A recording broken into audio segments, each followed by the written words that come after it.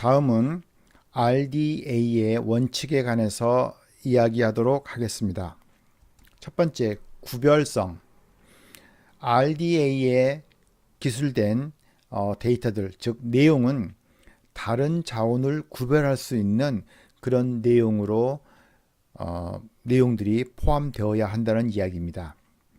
우리 이미 목록 규칙에서 충분히 이야기하고 있듯이 표제라든가 책임 표시, 발행처 이런 것들을 통해서 서로 두 자료가 정보 자원이 다르다는 것을 명확하게 나타낼 수 있는 그런 항목들이 포함되어야 된다는 얘기죠.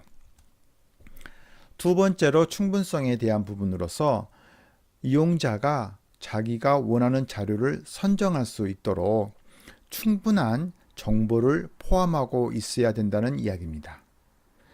그래서 목록 전문가의 장점은 일반 이용자들 아니면 일반인들에 비해서 서지적인 다양한 정보를 포함시켜서 서로 다른 자료들의 어떤 차이점을 파악할 수 있도록 해 주어야 된다는 얘기죠.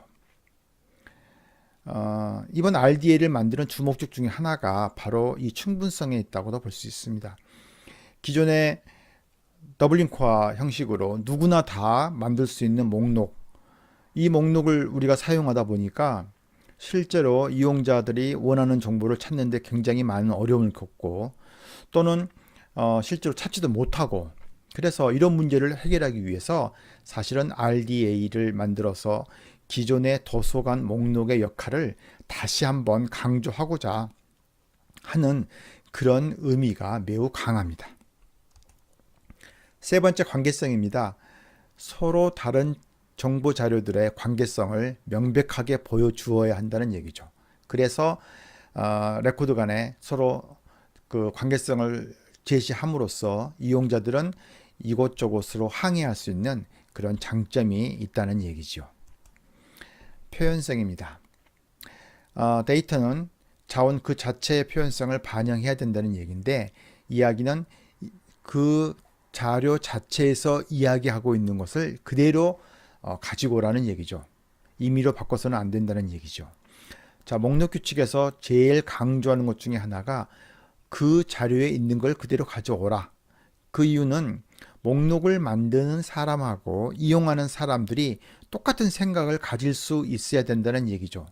목록 전문가가 자기 임의대로 그 자료에 있는 어떤 표현을 바꿔버린다 그러면 이용자는 이게 동일한 자료인지 다른 자료인지를 구분할 수 없을 것입니다. 정확성은 이제 정확한 정보를 제공해 줘야 된다. 그래서 만약에 혹시 오류가 있으면 이 오류를 수정을 하라는 얘기죠.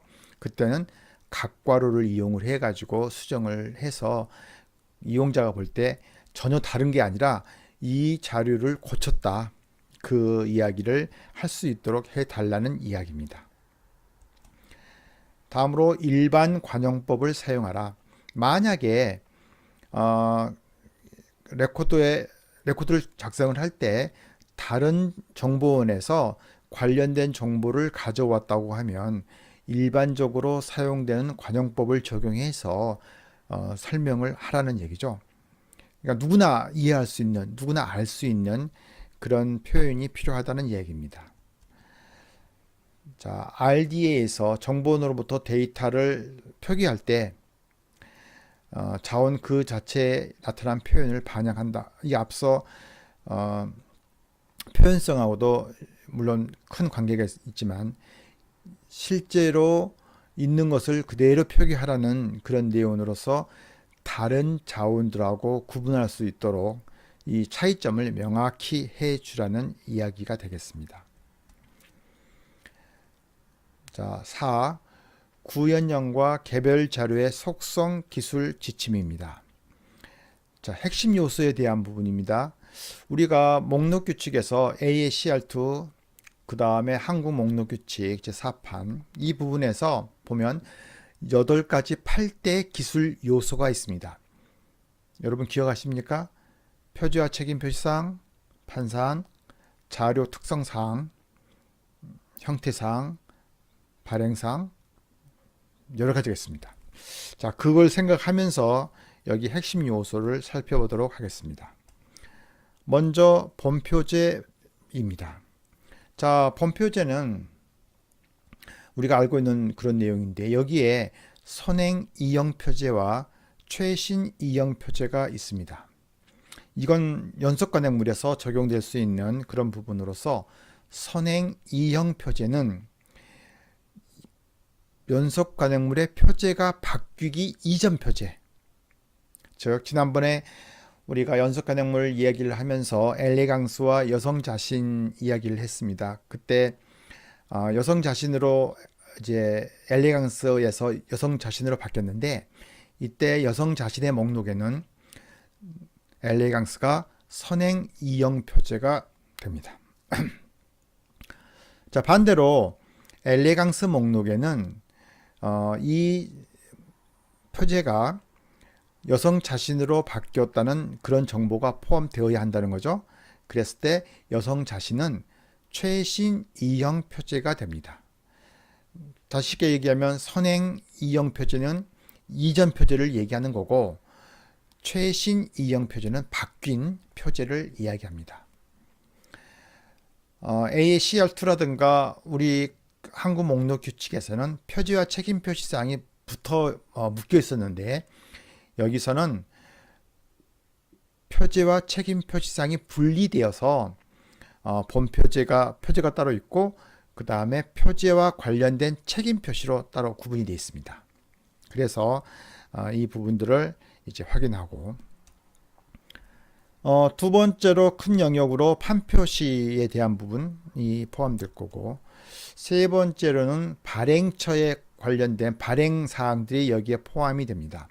발행처명, 발행일자, 보급자, 보급일자, 제작처, 제작일자가 여기 있고 그리고 저작권 취득일자는 여러분 요 서양서 목록을 만들면서 기억을 하실 겁니다. 표제면에 발행년이 없는 경우에 그 다음 장에 있는 곳에서 저작권 취득일자를 기술하라고 이야기를 했습니다. 그때는 연도 앞에 영어 알파벳 C를 붙여서 C 2011년, 2013년 이런 식으로 표시를 한다는 거죠. 그것은 표제면에 발행년의 표시가 없을 경우에 물론 어떤 간혹 드문 경우도 있지만 드문 경우에 표제면은 없더라도 표제면 뒷면에 발행 일자를 표시하는 경우도 있기도 합니다. 이제 그 경우도 마찬가지죠. 그 경우는 굳이 저작권 취득 일자를 표시할 필요가 없는 거죠. 다음으로 총서 사항에 대한 부분으로서 특히 관계가 중요시되는 RDA에 있어서는 총서명과 동일한 총서명을 가지고 있는 다른 자료들의 관계를 보여줄 필요가 있다는 이야기입니다. 다음으로 구현형의 식별기호입니다. 구현형의 식별기호는 무엇이 있을까요? 예, ISBN, ISSN이죠. 즉 단행본일 경우에 ISBN, International Standard Book Number, 연속 간행물일 경우에 International Standard Serial Number, 이것들이 주요 구현형 식별 기호입니다. 그러면 개별 자료의 식별 기호는 무엇이 있을까요? 청구기호 혹은 해당 도서관의 도서관이 가지고 있는 등록번호. 그래서 새로운 자료가 들어오면 다 일련 등록번호를 부여하는데 그 등록번호가 개별 자료의 식별 기호가 됩니다.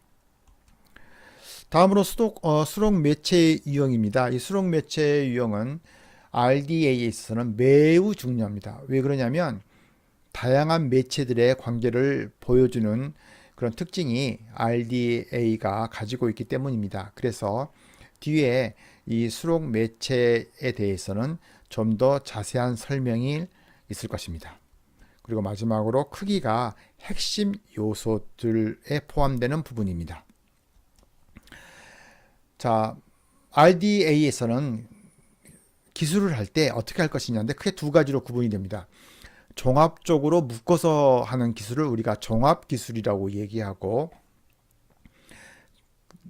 낱개로 나누어서 하는 기술을 이 다음에 설명을 하도록 하겠습니다. 먼저 종합기술은 일반적으로 하나의 단위로, 여기서 빠졌습니다. 하자가 하나 단위로 간행된 자원을 묶어서 하나로 하는 거죠.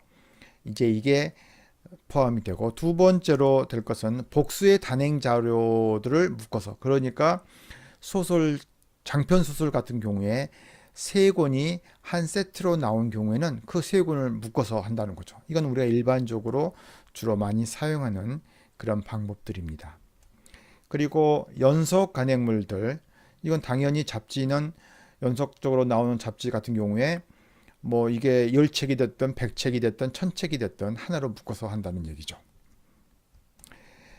갱신 자원은 가제식 자료가 대표적인 케이스로서, 법령 같은 경우에 새로운 법령이 나오면 이전 법령은 빼내고 새로운 법령을 삽입하는 이런 형태를 취하는데, 이게 대표적인 갱신 자료입니다. 그리고 최근에는 이제 웹사이트들이 정기적으로 이제 업그레이드 될 때 그 웹사이트도 갱신 자료에 포함됩니다.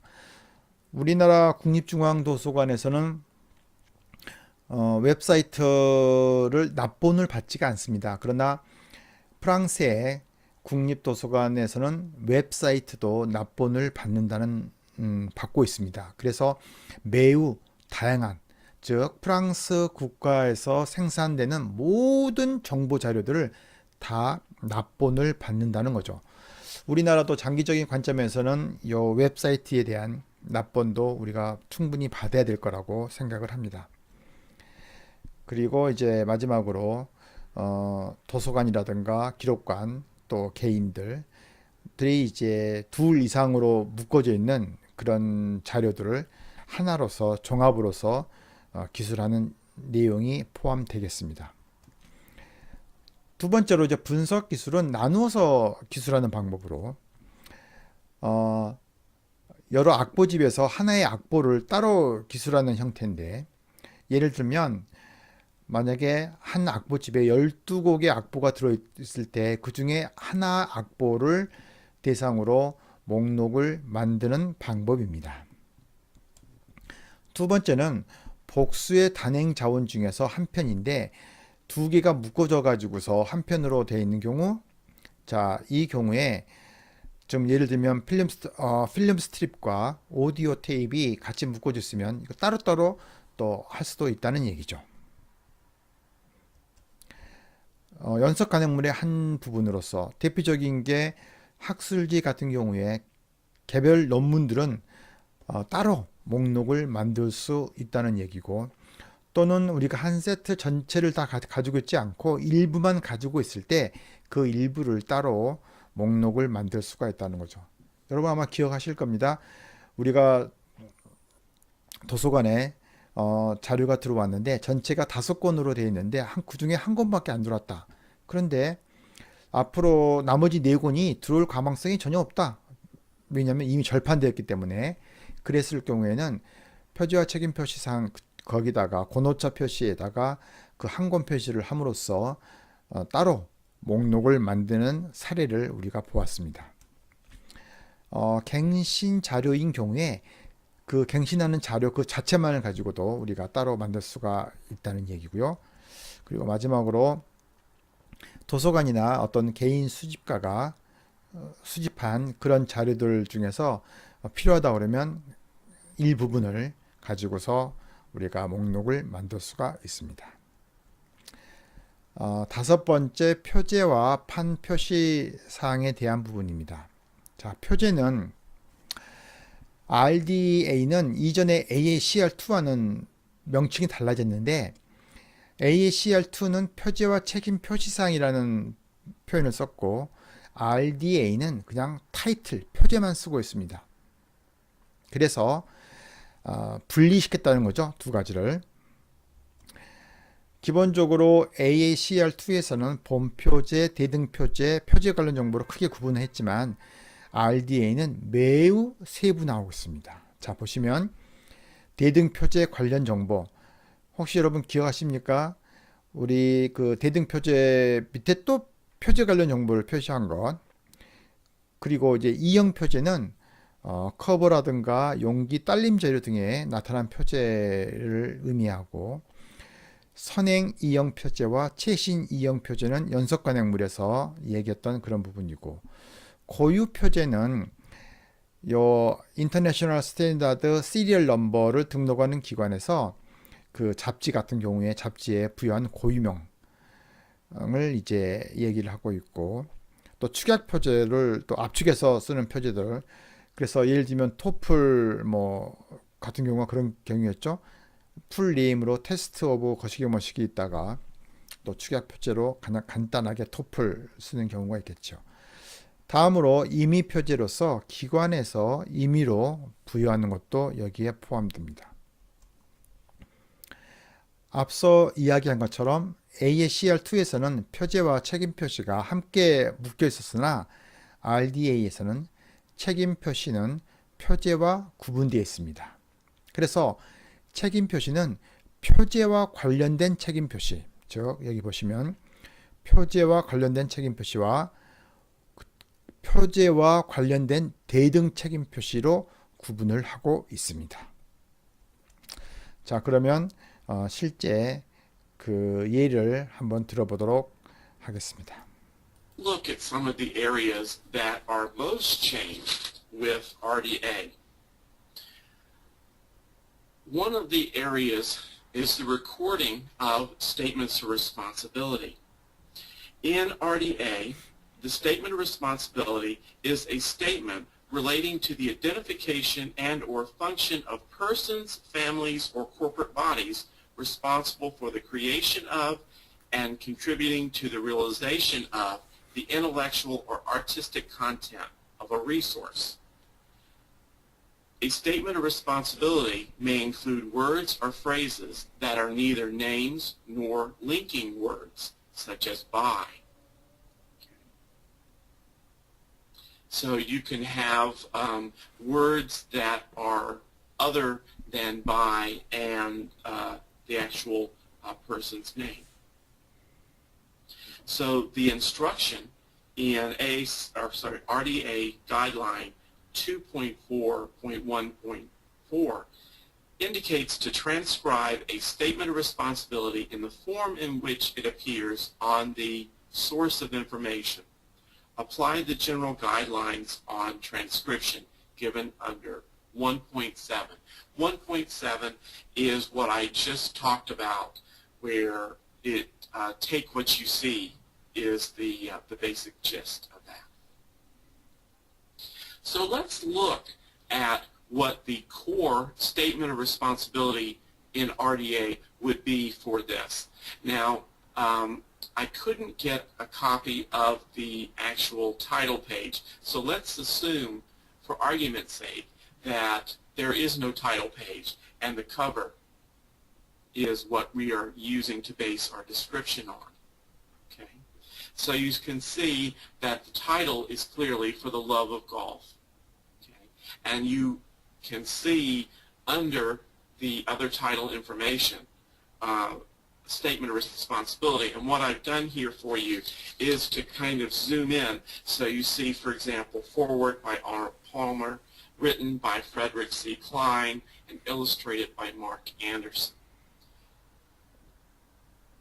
So what is the RDA core statement of responsibility?